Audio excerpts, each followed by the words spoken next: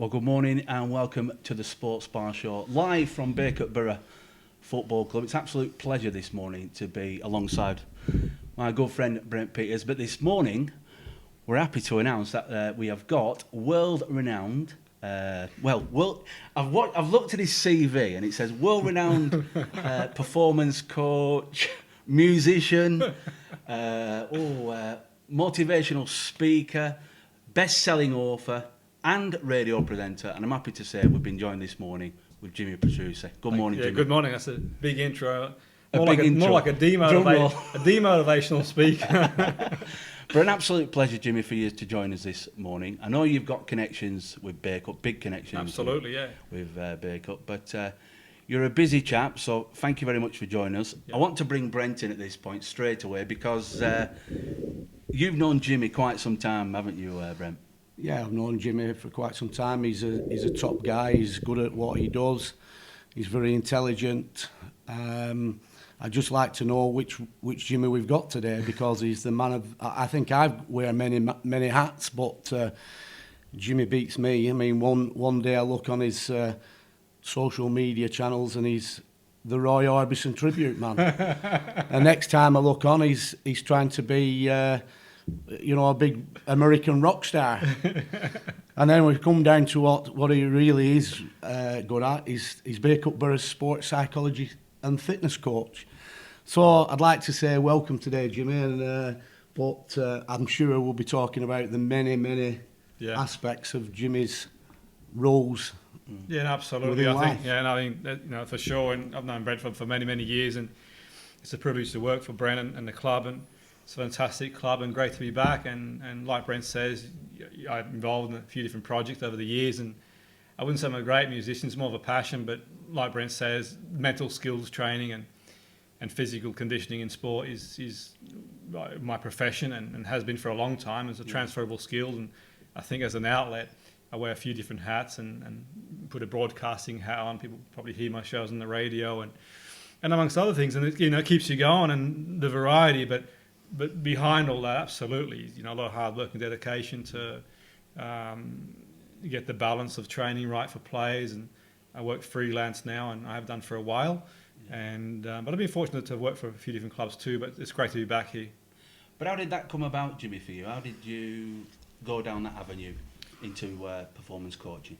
I think for me, going back, my passion was sport. Growing up, I always had a passion to play sport, and I came over to the UK relatively young, and I was a reasonably talented athlete in many respects, and I could play my hand at football, at track and field, athletics, a number of sports, and eventually I would go on to Loughborough University and study sports performance conditioning. It was a flexible course facilitated by one of the most prolific coaches in the world, George Gundy, who he facilitated the program. It was a modular course, and after the course, or during the course, I got friendly with the sports conditioning coach at Crystal Palace Football Club, Dave Richardson. If he's watching the show, he probably will do. Great man, top man. And we used to bounce ideas, and he had like a little gym, sports centre in Oxted in Surrey. And I would sort of spend a day working with people of all walks of life, but also footballers. They were sent to me.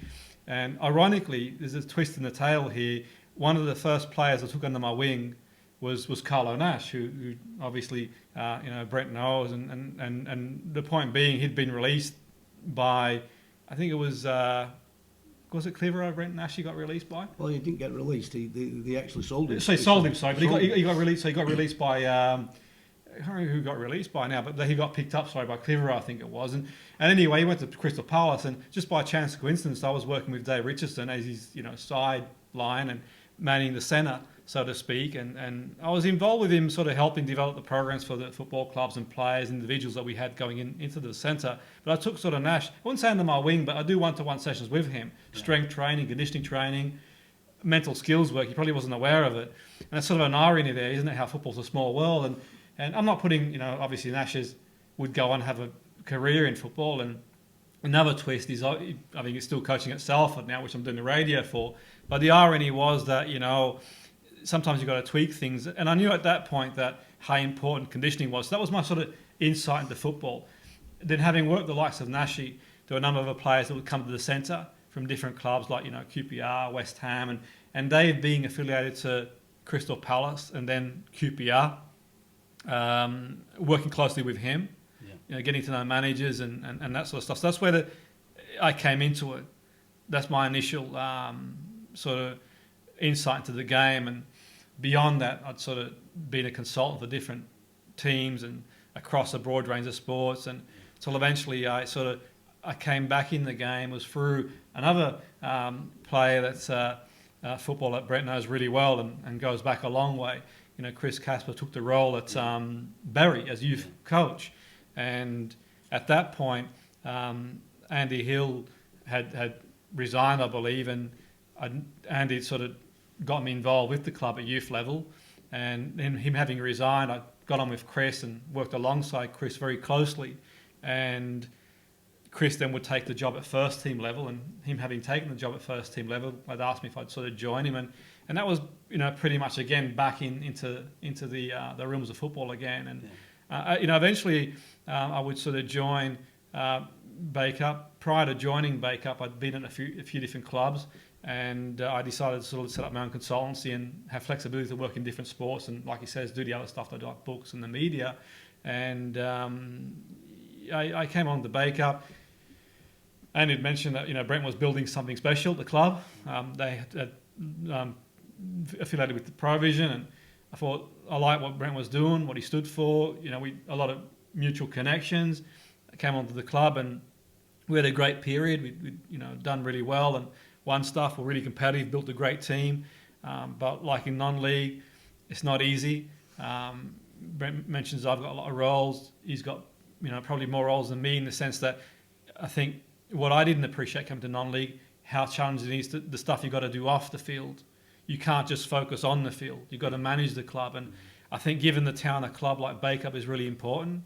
Every town needs a club. And we've seen, no disrespect to Bury, how even a club in league football, if it's not managed well at the very highest level, I'm not talking football management, I'm talking at the highest level. And that's a role you've got to do at this level. So I think that from what I could see, that Brent spent a lot of time and hard work getting that stable, to have people like yourself involved and sponsors. All that sort of stuff doesn't happen overnight. And that appealed to you, did it? I think so, because I think for me, the passion for football came back. I mean, I had an incident I was sort of consulting a Premier League club, and I'm not going to mention names, and they were struggling. They were like, in relegation, and they'd called me in and to see if I could do what I do professionally to help them out. I came in, and once again, I don't want to make it sound there's many variables why clubs succeed, but I come into the club, and after I sort of come in and did what my remit, the club had pushed into just outside Champions League position, semi-final of the FA Cup, knocked out. People probably know who it is now. Knocked out by probably one of the strongest teams in Premier League history, Jose Mourinho's Chelsea, and I just got a little bit disillusioned with the game at that point, professional levels. I thought, well, the business side of the game, I just sort of felt, for me, in my opinion, it was time to challenge my skills, and that's hence I would go on and work in different areas with unoffending programs in radio, and just doing other things really. But what appealed to me about non-league and Bacup was it was about the football, the passion. The players just gave everything. The lads would go out there and just give 110%. The people behind the club, the people like the Devils of this world and people like that, I can't single one or two people out because there's a lot of people involved, but the extra mile that they would do, and just seeing Brent's relationship to the players. Yeah. For me, it wasn't like the managerial relationship that some of the managers have with players at professional level. Precisely, it's more like almost, I would say, like a fatherly figure to some of the players. Yeah. And for me, it was like, you kind of think, as a parent, if you have children, you think, well, how would you like your children to be treated? You want to be treated like, with that sort of tough love where the manager cares for them, wants the best for them as much as, obviously, your football club. You've got results-orientated business. And I think that's a big appeal for me, seeing players, give 110% for the manager out there. It was a successful period. But I think one of the challenges is in football, and I'm not sure what Brent's view on it, I'm sure he'll come into it. I think loyalty in football over the years, at least in my experience from a player point of view, sometimes their heads are turned, a little bit of extra money or maybe a higher division, and it's not easy because you're managing a whole group of players and people promises. And these are young lads, they're very easily influenced, you can't keep tabs on all of them. I think sometimes they sort of move on. And one thing about this club, it's always been for that if players can find an opportunity to enhance their career.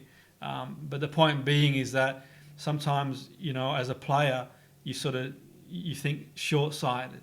This is a development club.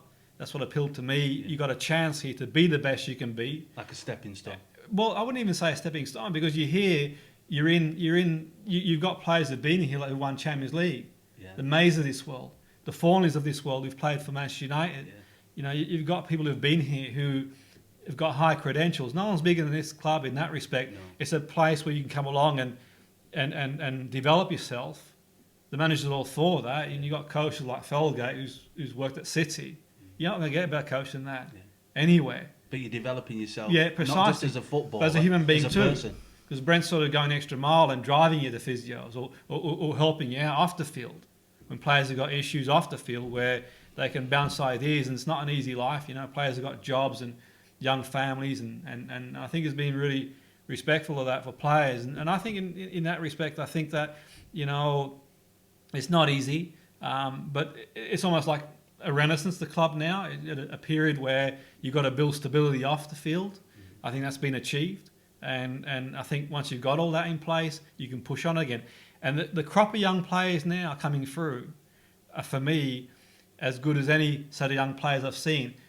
And I can vouch for that. I was doing some work last year, and I won't mention the name of the club as well, with some young players on an educational remit. And there's nothing I wouldn't say to them that I wouldn't say behind their... I'd tell them to their face. I wouldn't say it behind their back, but to their face. And I saw some of these players play. I was delivering education to them. And they're a club that sort of had a mediocre rise through money in league football, so for people to realise who they are now. And I said straight to them, I said to the lads there, because some of them are on loan, and they were playing against some of our lads, I said, our players are every bit as good as any of you guys. But not only that, the players that we've got off the field too, see how important education is and other things too. And I think for me, that's a testimony to the man who's and the people who are overseeing the program for me, because I sort of went into the players because I went in there for educational reasons because they had a few issues. There were people who'd been in there before, so I'm sort of the sort of person sometimes from that point of view goes in. And I said to him, you've got to take a leaf out of the book of some of these young lads where it's not just about being on the field. It's a bit like years ago, Brent will know more than me, but years ago when I went and saw one of my colleagues at Man United, I went to go visit him there at Carrington. This was when Ferguson was still manager, Sir Alex Ferguson.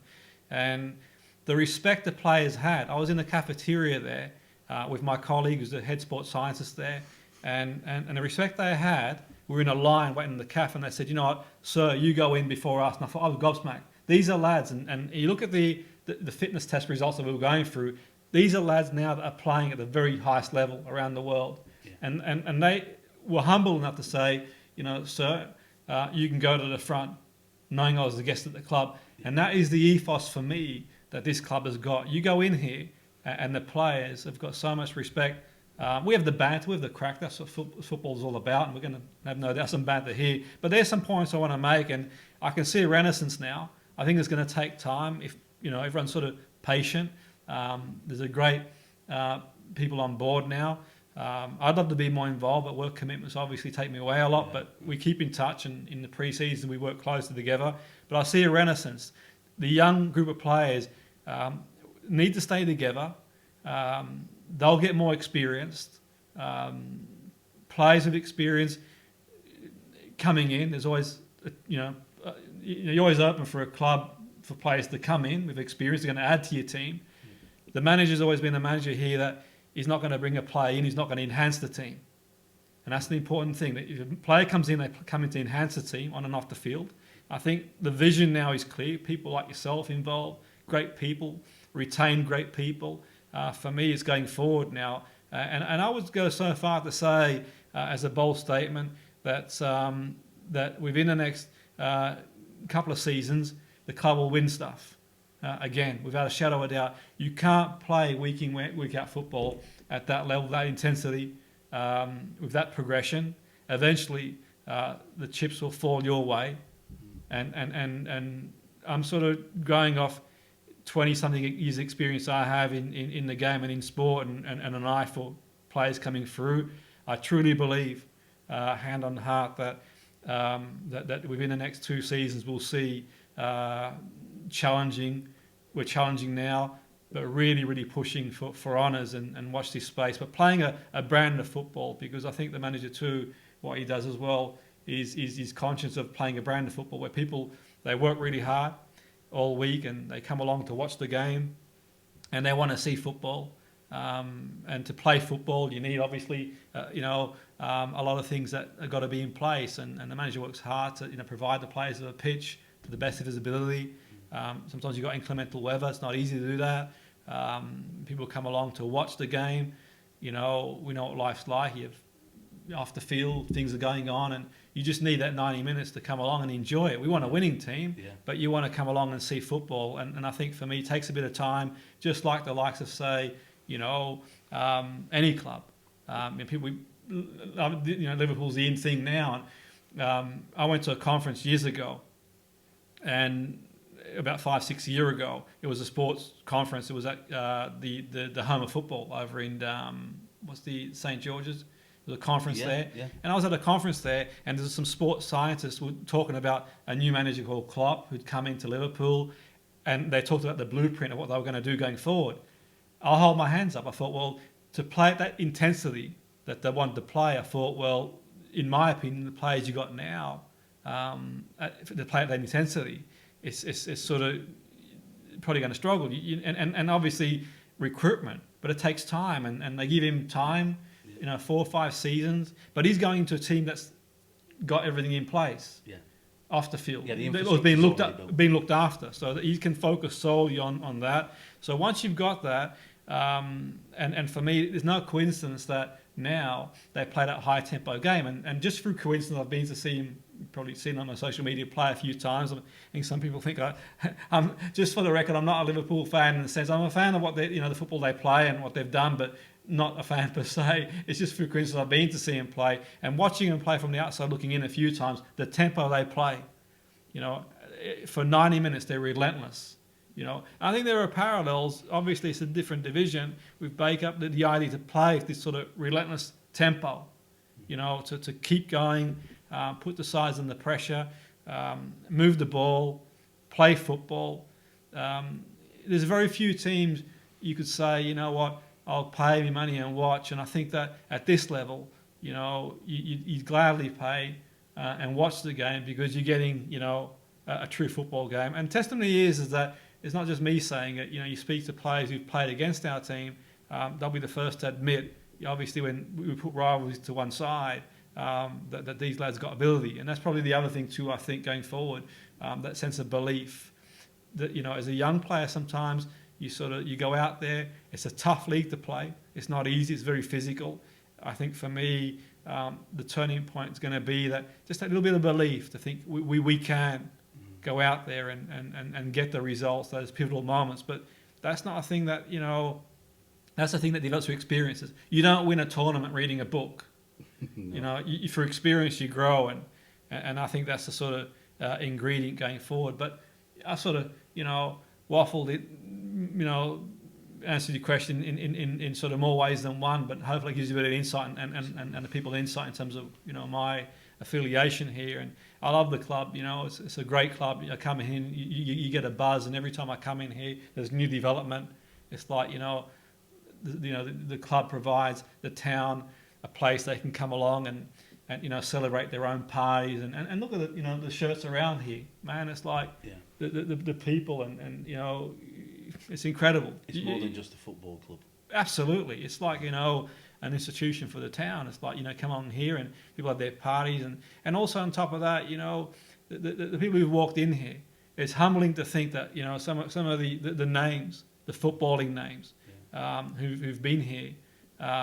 Is a humbling experience because in football it's easy to sort of lose sight of things, but people who have been at the very highest level internationally have been in here and it's a phenomenal buzz you get here. And I think any team, any travelling team that comes along here has got a feel to it, and it's like a buzz to it. It's like when you go to, say, an Old Trafford, you get a buzz, you see all the photos there and that sort of stuff, and obviously it's an non-league club. I'm not sort of comparing to a Premiership club, but I'm saying that the buzz is there. The buzz you get, from seeing the players, people are going to recognise the players and that sort of stuff. The people who've come through here, the trophy's got a buzz about it. I think for sure. Certainly. Well, we're going to take a short break, but when we come back, we're going to be chatting to Brent Peters and more to Jimmy on the Sports Bar Show.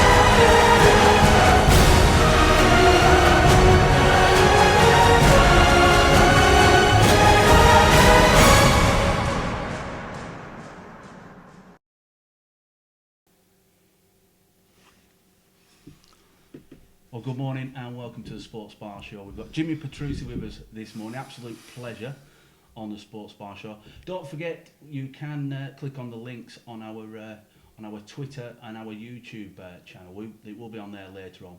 But if you're watching this live, you're watching on our Facebook Live. Please give us a likes and give us those shares. I want to bring you in now, Brent, of what Jimmy was talking about, the fact that it's more than a football club. And I suppose, the main part of your job is what happens between 3 o'clock and 5, but there's more to this football club and there's more to your job than just what happens out on that pitch. Well, there is. I mean, touching on a lot of what Jimmy's mentioned, it's not me saying this, but some of the older members of Bacup Borough Football Club that's been around Bacup a lot longer than I've been around Bacup, they nickname me Fergie. They say to me, they'll say to the staff when I'm not knocking about, they'll go, "Where's Fergie?" He's on the wall. They'll go, "Where's Fergie?" And in all honesty, again, I do kind of pride myself on a lot of what Sir Alex Ferguson was about. And if you read into books or anything about Sir Alex Ferguson, he talks about he's more than a manager, and I'd like to think that that's exactly what I'm about at Bacup Borough. I'm more than a manager. These are lads that starting their way in football, and there's some lads that aren't even starting their way in football. There's some experienced lads here. And if you go back through time with footballers, a lot of footballers, the best footballers, the very, very good footballers, would you believe, are the ones who are the street kids, the backstreet kids, the ones who've been dragged up and the ones who've been rough and ready. And over years here, I've had quite a few of those kind of lads at this football club. And you mean the kind of guys who other clubs wouldn't touch with? Well, I'm not saying they wouldn't touch them. No, that's probably wrong. But I'm talking about the way that their upbringing is, and they haven't been, what's the word, mollycoddled. Yes. You know what I'm saying? And with that, you usually get they sail a bit closer to the wind in their everyday life. And I feel and as that toughness that you're looking for is already. Oh yeah, that's still for a footballer and a football. But I'm going away from football here a little bit. I'm going from their everyday life, where they sail close to the wind, where they could get into trouble away from football, and I feel that's where I've come in a lot of ways over years. Where a footballer won't. They're worried about going. They don't have the same relationship with the parents, and if they need someone to bounce something off, I'm the one that'll come and bounce something off. But my door's always open for situations like that. And I've had it many a time where when people have been in kind of scrapes or in trouble, I've gone that extra mile, if you will, to try and help them and try and back them and try and get them out. I mean, even back in the day when I was the manager of Glossop, there was an incident happened there with one of the players, and I got a phone call early hours in the morning from the chief superintendent of Derbyshire Police, and it was before mobile phones, by the way. It was like the normal phone. I thought, early hours in the morning, my phone's ringing. I could hear it. I'm like half asleep and half awake, and I'm thinking, my phone's ringing. So I go downstairs, and this voice goes on, "Is that Mr. Peters, the manager of Glossop North End?" And I nearly come out with a mouthful because I thought it was one of my players winding me up. Coming out of a nightclub. And I went, "Come on, who's taking the absolute Pilsner? Sorry, this is Chief Superintendent so-and-so of Derbyshire Police." Yeah. Oh, sorry, sir. Okay. I think I've got one of your players here. And he did. He had one of my players they locked up, and basically he'd used me as a contact. And yeah, lo and behold, I had to get him out of the scrape of what he got himself into, and that's basics away from football. I do a lot. I'll go that extra mile. Whereas at a lot of football clubs, the manager's the manager. They say goodbye to him at 5 o'clock, and they don't see him again until training. No, I'm accessible, and I will go that extra. And Jimmy's witnessed that, and I think that's where Jimmy's coming from on that front. Is that what kind of attracted you to Jimmy initially, the fact that you wanted to work close with what Jimmy's doing, and you believed in what Jimmy would bring to the benefits that Jimmy would bring to the football club? What attracts me with everybody that I try to attract at Bacon Football Club is everybody that's good at their jobs. Everybody. And I mean, I don't just talk on, I mean, this is a football, well, it's not a football show, we'll talk everything. We can look at my backroom staff, we can look at the staff in the club. I like to get the best of everything. In terms of Jimmy, I feel I've got the best. He's an all-rounder. He's full of experience. We just loan him out, don't we, to all these big, big people. In terms of my head coach, Dave Felgate, absolutely, as Jimmy touched on it, great background. He's represented, worked for one of the biggest world clubs for many years, and even now even though he's my head coach at Bacon Football, he's working with another top European football club. So again, I'm proud of having these people around me. But again, sometimes I have to kick myself. These people wouldn't be around me if they didn't believe in what I'm about. And look, whatever you keep saying, I'm Marmite, but listen, I'm a genuine person. And these people would not be around me if I weren't a genuine person, and and I'd help anybody. And the simple fact is, I go for the best. Unfortunately, and again, that Jimmy's touched on this,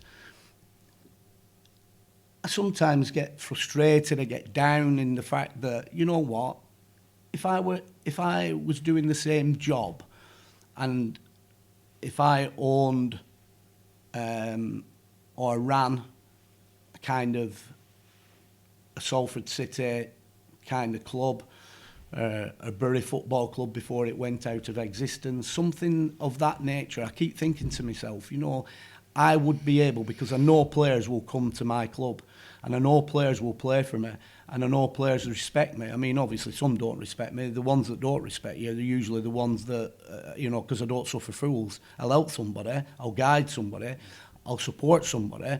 But if they throw that back in your face and they don't accept it, then I'm sorry, you finish with me, you've overstepped a mark.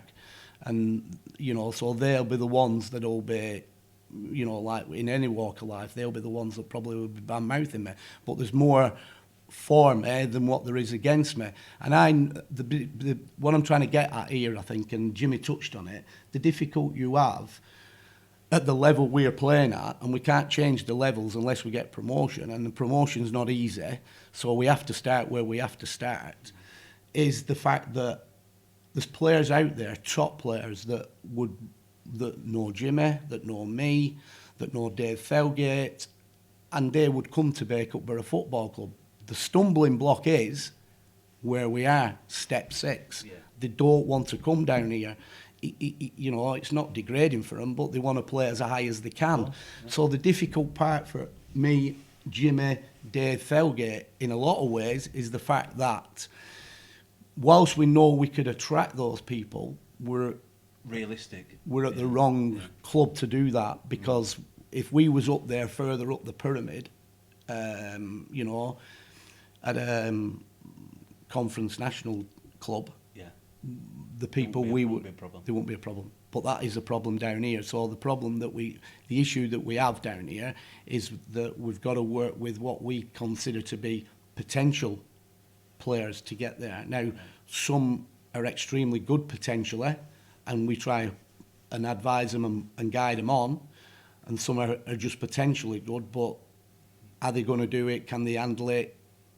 You know, and there's a lot of different attributes to go with that. It's not just about the footballing skills, it's the mental attitude as well. But it's great to hear from some, you know, like from Jimmy about the players. You know, he's watched the players close down, and he's saying that, you know, we've got some fantastic footballers Yeah, I mean, out there. I've watched players. It's like I've been in the game for a long time now, and I've worked at youth level as well as first team level, and I think that with a few people in the game, and obviously not a lot of coaches in the game. We've like a bit of a standing joke that quite often I have one of my close colleagues in the game. He calls me the psychic, because if I choose a player, I just look at the stats, and in 5 minutes I'll say, you know, he'll go on or whatever, and he goes, you're always 99% on the mark. And I said, well, it's not really rocket science. It's, you know, statistically, you look at fitness levels and where players generally are, and actually from a movement point of view, you watch. So in the point that, you know, you combine science with, say,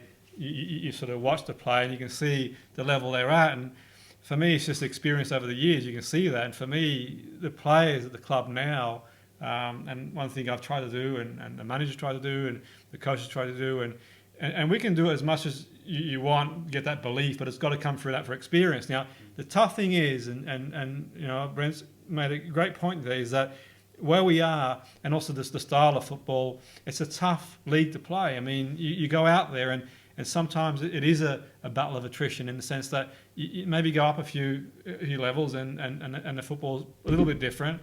They might be more adaptable.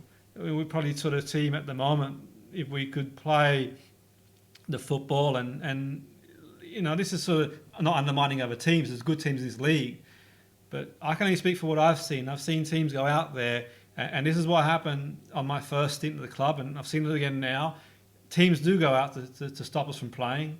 I think anyway, in my opinion, I've seen it. Yeah. They get in our face and they rough things up. And something you got to remember, that some of these lads are young lads, and you know, you're out there and you're playing against, you know, grown men who've been in this league for a long time. It's not easy, but they are stepping up, and they're getting there. And it's a brave decision from the manager, from the coach, Brent and Dave Felgate. They you know, put themselves on a line and said, okay, we'll give you lads a chance to go out there and play. A blend of young players to go out there and prove themselves. And you're going to win some games 4-0 when they're on song, but there are going to be games that we're going to get beat.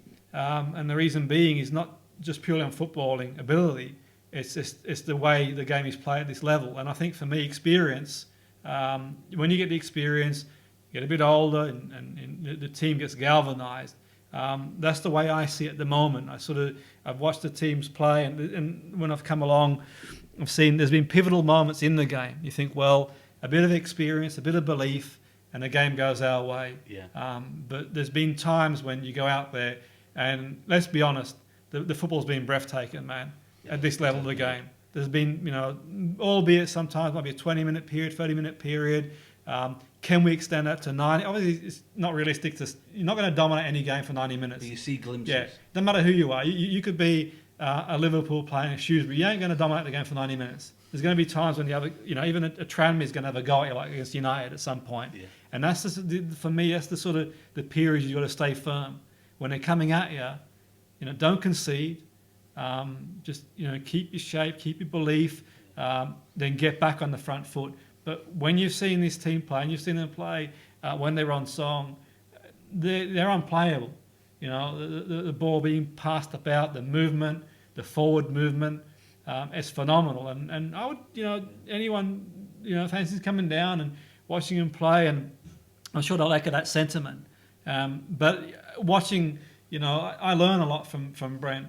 I learn a lot from the likes of Felgate. I watch Felgate sessions closely and see, I mean, you got someone who's played at the highest level, international level, who's worked with, you know, high-profile managers.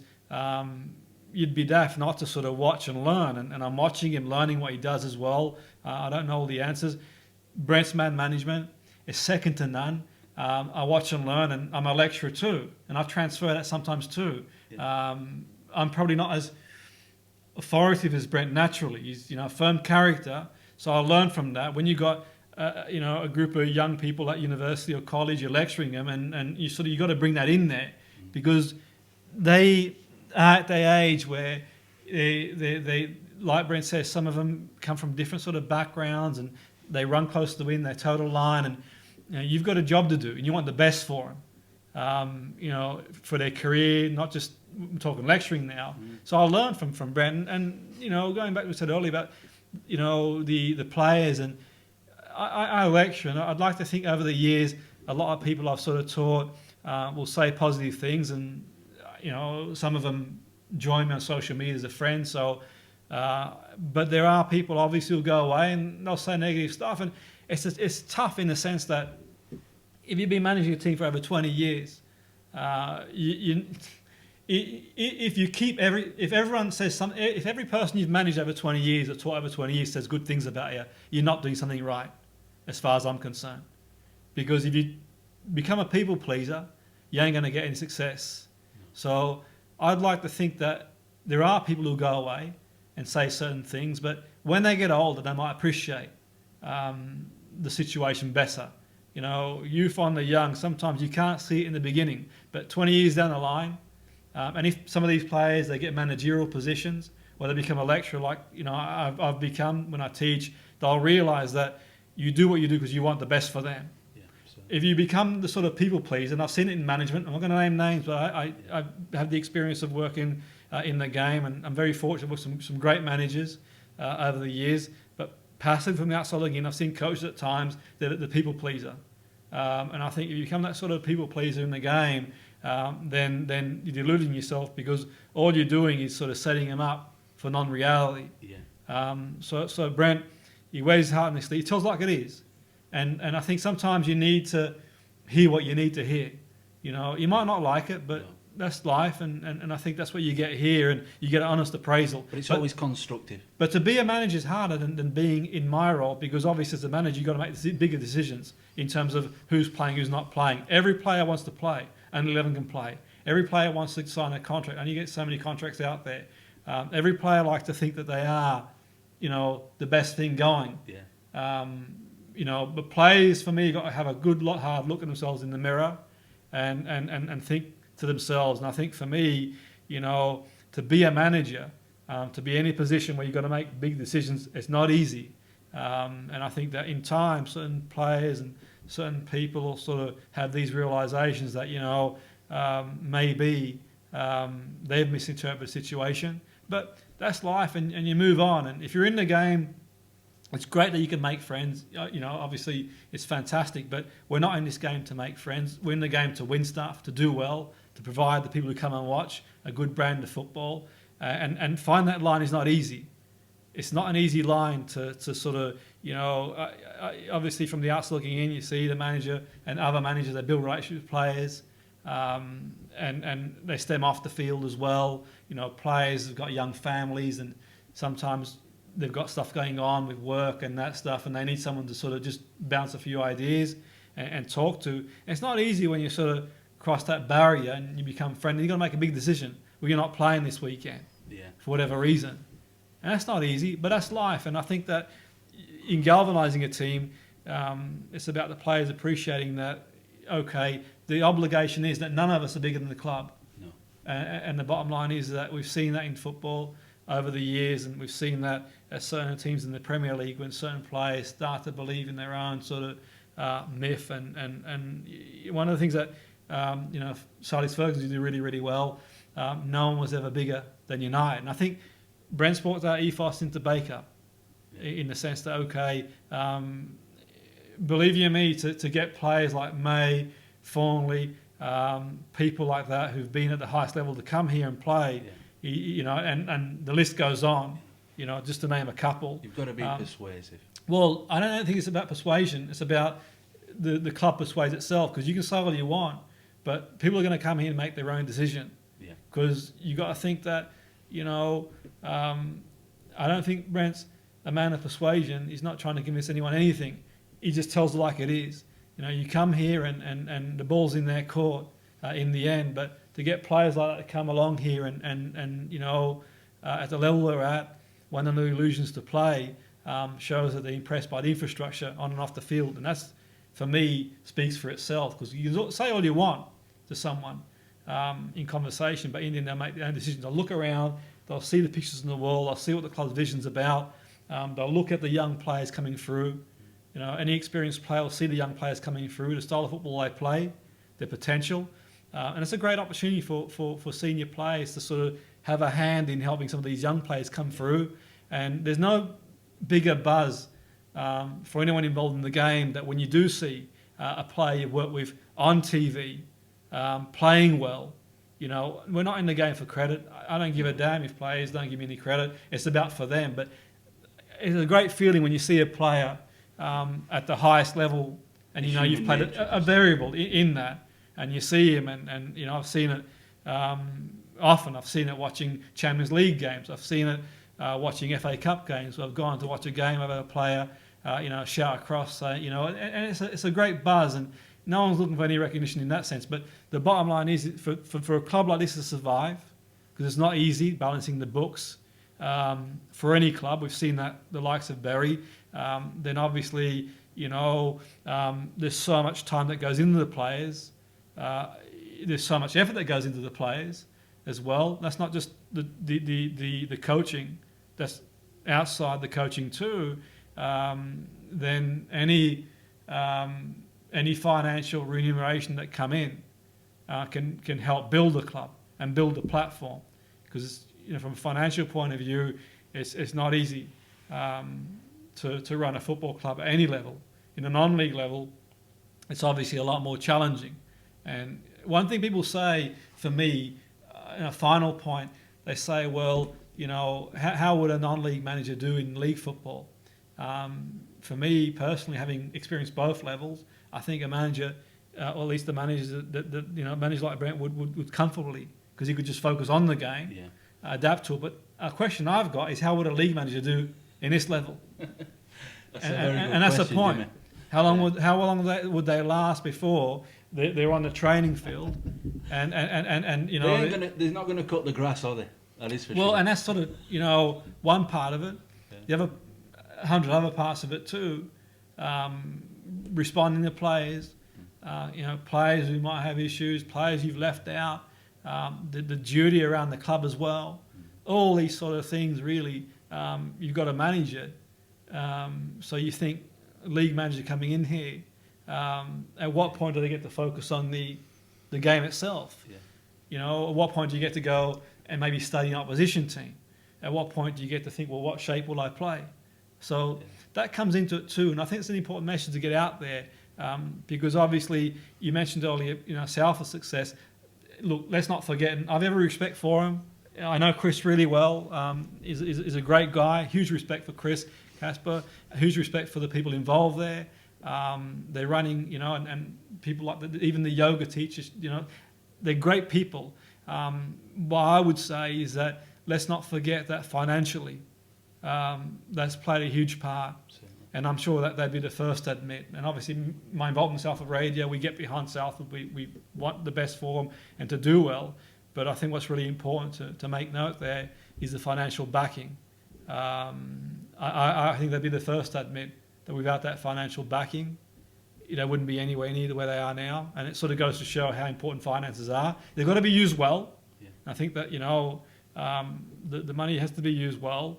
Obviously, it's not just about money, but equally in saying that, it plays a big variable in success and remuneration from players moving on. to bigger club helps, no doubt, a lot.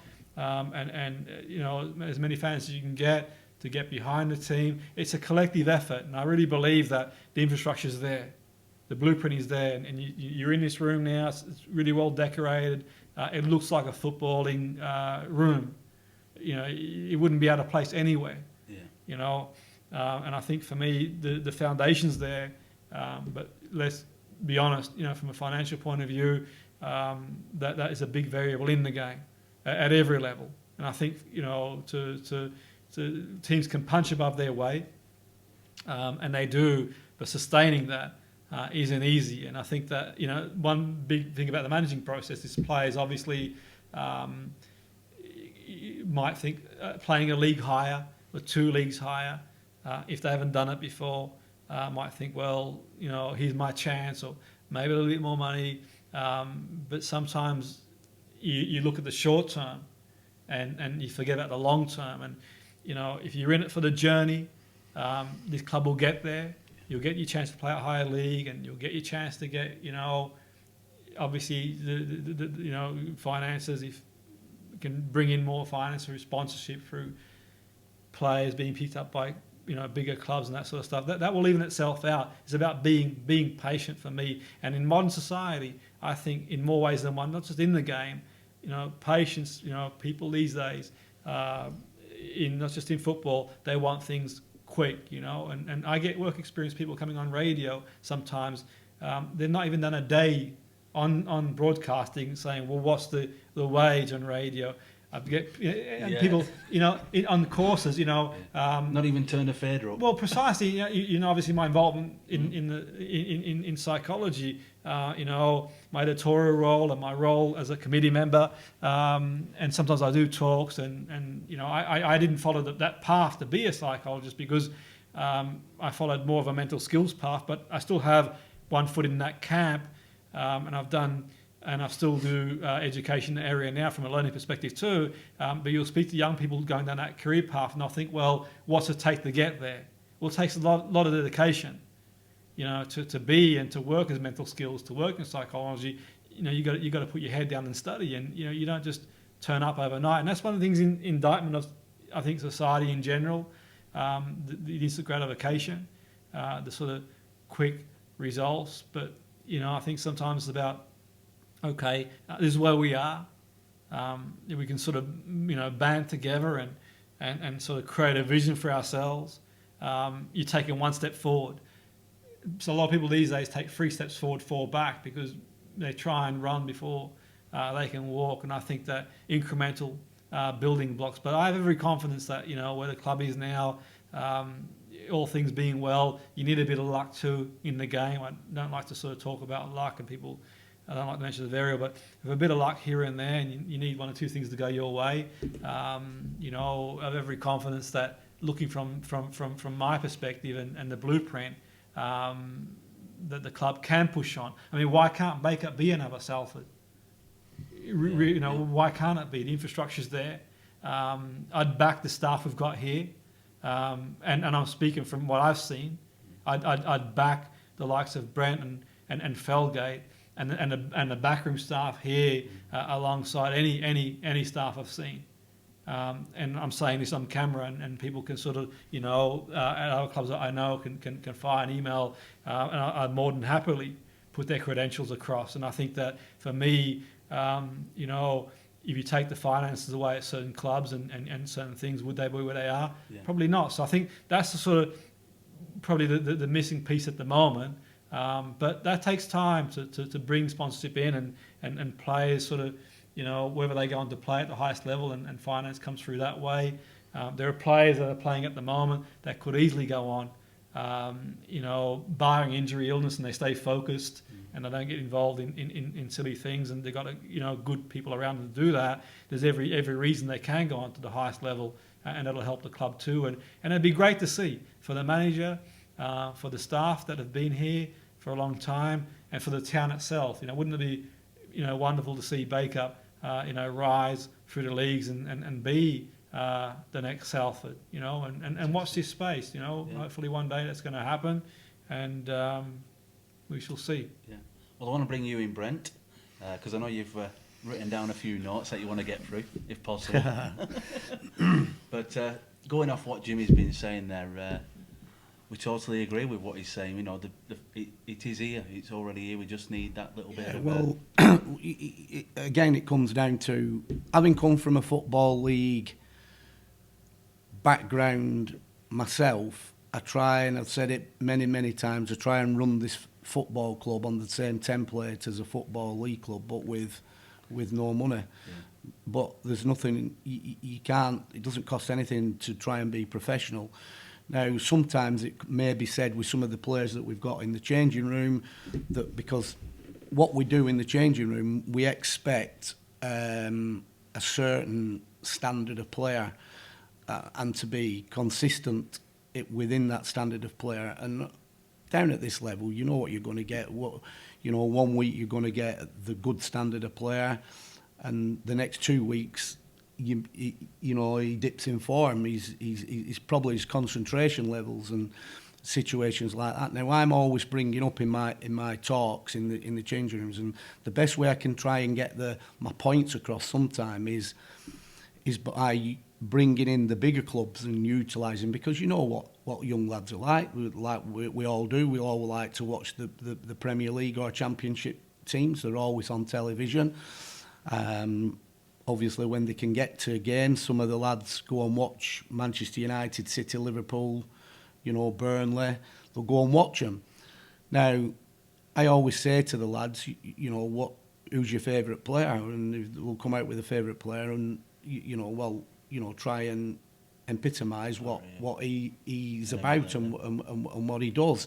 Now, even again in my talks, you know, like you'll get Manchester United supporters in players, and you'll hear them in the changing rooms before the game. They'll be talking about, weren't he rubbish? Weren't he this? Weren't he that? Why is he a Manchester United player? He shouldn't be a Man U. You hear them talking. So it's easy for me when I'm trying to, like if we've lost a game and certain players have done uncharacteristic things on the pitch, it's easy for me to like use that as trying to get in their heads to make them better by saying, look, you know, I've heard you talking about, it could be any player, I've heard you talking about, you know, Jesse Lingard, say for instance, you know, but come on, let's be honest, you're criticising Jesse Lingard, but what have you done out there today? You've done exactly the same as what you're criticising Jesse Lingard for. Yeah. So you need to put your ideas up, and you get me? Yeah. So I can use that as my weapon to try and get them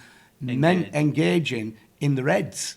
You know, they might turn around when I went behind my back and say, why does he keep bringing that? But it's the same game. Football is, listen, if you bought a Subbuteo box, or if we to box football up and box it up, the instructions of how you play the game will be exactly the same, whether you're playing the game at grassroots level, you know, at the bottom, when I say grassroots, at the bottom of the national pyramid, or whether you're playing at Barclays Premiership. Nothing is any different. The only thing that is different, they're operating on VAR and we're not.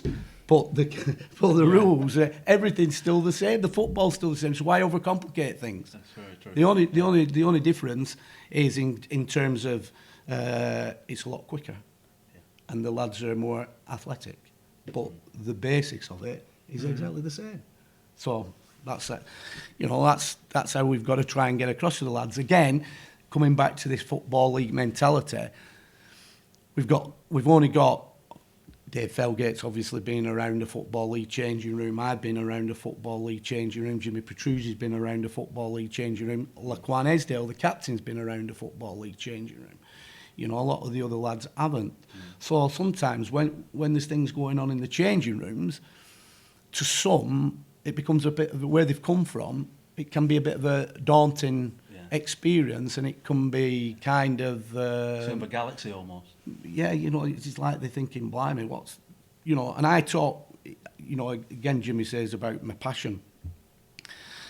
I can remember a few seasons ago, Jimmy, when we got to the final at the Lancashire Challenge Trophy, which was played at the Reebok, which is now the University Stadium at Bolton, against AFC Fylde, and we had a sponsor that sponsored the hotel for our pre-match, and our coach travelled, but he wanted to be in on my team prep, my talk. Now I wasn't bothered, but the first thing I said to him, believe me, you're more than welcome to be a part of it. You can come in, you can listen, you can take on board everything that's being said. But I'm telling you now, I am not changing my mannerism. I'm not changing anything because you're in this changing room. I use industrial language because I'm in a man's environment behind a closed door. I ain't going to change that because it wouldn't be the same me. And I wouldn't be able to get them points across the same. So, and he went, the sponsor went, well, you know, no problem, you just get on your way. And after it all, he loved it. He loved it because it showed him the real, what it's even about at the level we're in. But even that can, you know, I talk to the players like men, don't I, Jimmy? I talk to them like, but we've got boys in there, and we've got certain boys that, and I say to them, and look, I might get strung up for this. I went, listen, we don't want to be a changing room of choir boys. No. We're footballers. Yeah. It's a physical. Yeah. There's aggression in it. Aggression, man's game. And I've got one player, I'm not mentioning his name, but oh my goodness, I come out with certain things, and most of the lads in changing room are trying to laugh, not laugh at what I'm saying. It's how I'm saying it, and I can't say it on air. Like little things about getting tight, stop the crosses, getting tight, get tight. I'll say, don't let them cross. I said, tight isn't stood from here to that settee of being tight. Get tight, and then I'll come out with a quirk like something about I might come out with, I'm sure you'll be tighter than that if you're with your girlfriend or something like that. Well, I'm not being funny. More than three quarters of the change room love it. In hysterics. Hysterics, it's great. But I've got one that, shouldn't be saying that. You know, and I think, oh my goodness. Should we name and shame it? No, we can't do that. The thing is, in the day, I think that's preparing them for real life as well. I think, in one sense, and I don't want to be disrespectful to schools and institutions. I work in education myself, and education's changed over the years. By the way, it's changed significantly. We won't go down; it's become more political, but some for good reason. But in the other side of things, some is leaving some of the young people. I think being in a football team with a manager like Brent, for me, in my opinion, almost picks up where some of the schools. Areas that they're not addressing. Life's not a party, man. You know, outside football as well, in life in general.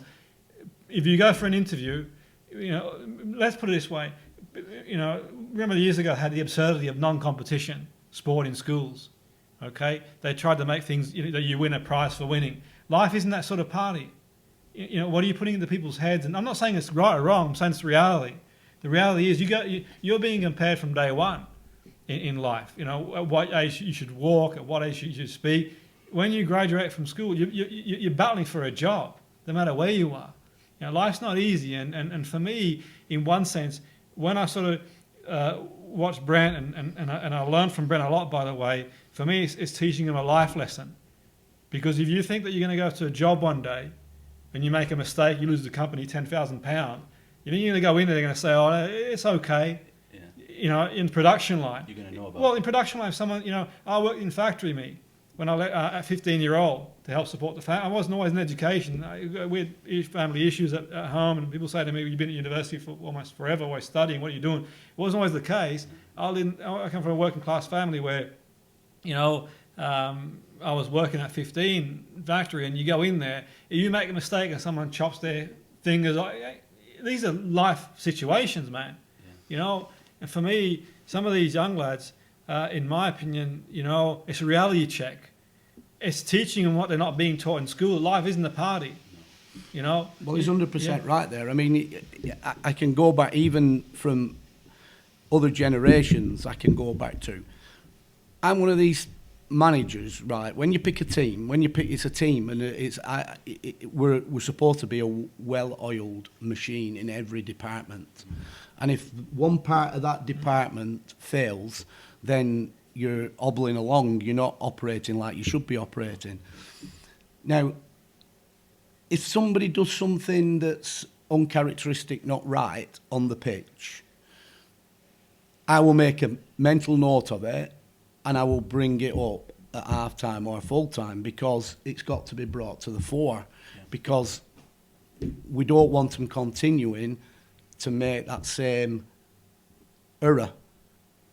So it has to be brought to the table. So you might get, just going back to what Jimmy said there, you might get certain players that might go, it always picks on the negatives, not on the positives, meaning when we've done well. So my argument to counteract that is, hang on, right? When I pick a team, I expect, and he goes back to him, Jimmy saying about when he was working on a production line, if you don't produce, it's like a bricklayer. If you're a bricklayer and you're trying to build a wall or a house and the bricks are bent and screw whiffed, I'm sure the clerk of works is going to have you off the job, right? He's not going to say to you, well done, when you put that brick in place with that cement on the bottom and it's perfect. He's not going to say, well, because that's what you're there for, that's what you're paid for, that's what you're supposed to do. So if I refer that back to football, I pick every one of them players because I expect them in that position to do the right things, what that position demands. They won't always do it right. Of course, we know that. We can't all be perfect, but when they do something what's slightly not right, we have to bring it to the table so that they get a mental note that they've got to implement that better. So my point being, you can't have a situation where I say to them, look, the positive for you and you and you and you is when your name's on that team sheet and you've been selected. That's the positive. That's your praise because you've got selected. That's your praise. To keep selected, you've got to keep doing well. If you don't do well, then you're liable to get me at half-time or full-time picking up on the points that you haven't done well on. And that's why you get told the points so that you can improve on them, which is massively important. Yeah, well, we're going to leave it there. But it's been an absolute pleasure to have Jimmy Petruzzi with us. Fantastic, been great. Yeah. Please come back again, Jimmy. No, absolutely, yeah, it's been great, and it's been a great interview, and great to be at the club. And what have you got planned? What's coming up in your life over the next couple of months? Because I know you're jet setting and you're. No, I mean I speak at conferences. It's, one of the areas I work on is hypnosis, and I think sometimes that's sort of misinterpreted what hypnosis is. But I speak at a lot of conferences in hypnosis as well, and at the moment I'm finishing a research module for a master's at King's.